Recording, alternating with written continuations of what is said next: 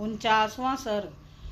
प्रीति देवताओं द्वारा इंद्र को भेड़े के अंडकोश से युक्त करना तथा भगवान श्री राम के द्वारा अहिल्या का उद्धार एवं उन दोनों दंपत्ति के द्वारा इनका सत्कार।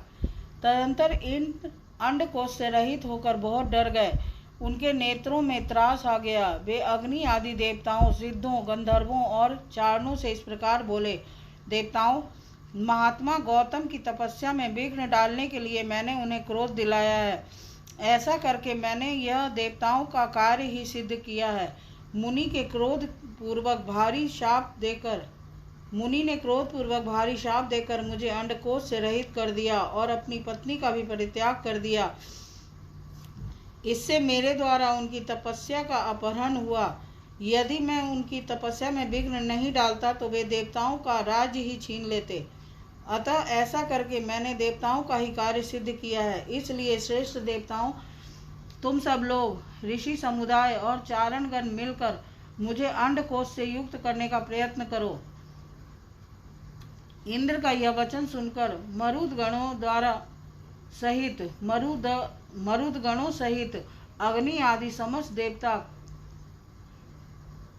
कव्य वाहन आदि प्रीति देवताओं के पास जाकर बोले, प्रीतिगण, यह आपका भेड़ा अंडकोश से युक्त है और इंद्र अंडकोश रहित कर दिए गए हैं। अतः इस भेड़े के दोनों अंडकोशों को लेकर आप शीघ्र ही इंद्र को अर्पित कर दें।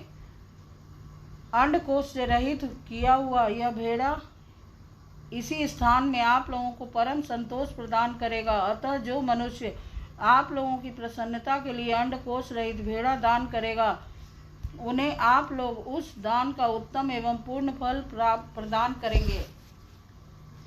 अग्नि की यह बात सुनकर प्रीति देवताओं ने एकत्र हो भेड़े के अंडकोशों को उखाड़कर इंद्र के शरीर में उचित स्थान पर जोड़ दिया। ककुत्स नंदन श्री राम तभी से वहां आए हुए समस्त प्रीति देवता अंडकोश रहित भेड़ों को ही उपयोग में लाते हैं और दाताओं को उनके दान जनित फलों के भागी बनाते हैं। रघुनंदन, उसी समय से महात्मा गौतम के तपस्या जनित प्रभाव से इंद्र को भेड़ों के अंडकोश धारण करने पड़े।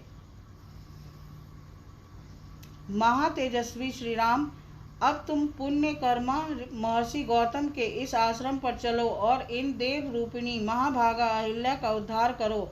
विश्वामित्र जी का यह वचन सुनकर लक्ष्मण सहित श्री राम ने उन महर्षि को आगे करके उस आश्रम में प्रवेश किया। वहां जाकर उन्होंने देखा महासौभाग्यशालिनी अहिल्या अपनी तपस्या से देदीप्यमान हो रही हैं। इस लोक के मनुष्य तथा संपूर्ण देवता और असुर भी वहां आकर उन्हें देख नहीं सकते थे। उनका स्वरूप दिव्य था। विधाता ने बड़े प्रयत्न से उनके अंगों का निर्माण किया था। ये मायामयी सी प्रतीत होती थी। धूम से घिरी हुई प्रज्वलित अग्नि शिखा सी जान पड़ती थी। ओले और बादलों से ढकी हुई पूर्ण चंद्रमा की प्रभा सी दिखाई देती थी तथा जल के भीतर उद्भासित होने वाली सूर्य की दुर्धर्ष प्रभा के समान दृष्टिगोचर होती थी। गौतम के शापवश श्री रामचंद्र जी का दर्शन होने से पहले तीनों लोकों के किसी भी प्राणी के लिए उनका दर्शन होना कठिन था। श्री राम का दर्शन मिल जाने से जब उनके शाप का अंत हो गया, तब वे उन सब को दिखाई देने लगी। उस समय श्री राम और लक्ष्मण ने बड़ी प्रसन्नता के साथ अहिल्या के दोनों चरणों का स्पर्श किया। महर्षि गौतम के वचनों का स्मरण करके अहिल्या ने बड़ी सावधानी के साथ उन दोनों भाइयों को आदरणीय अतिथि के रूप में अपनाया और पाद्य अर्घ आदि अर्पित करके उनका आतिथ्य सत्कार किया। श्री रामचंद्र जी ने शास्त्रीय विधि के अनुसार अहिल्या का वह आतिथ्य ग्रहण किया। उस समय देवताओं की दुदुम्बी बज उठी। साथ ही आकाश से फूलों की भारी वर्षा होने लगी। गंधर्वों और अप्सराओं द्वारा महान उत्सव मनाया जाने लगा। महर्षि गौतम के अधीन रहने वाली अहिल्या अपनी तप शक्ति से विशुद्ध स्वरूप को प्राप्त हुई। यह देख संपूर्ण देवता उन्हें साधुवाद देते हुए उनकी भूरी भूरी प्रशंसा करने लगे। महातेजस्वी महातपस्वी गौतम भी अहिल्या को अपने साथ पाकर सुखी हो गए।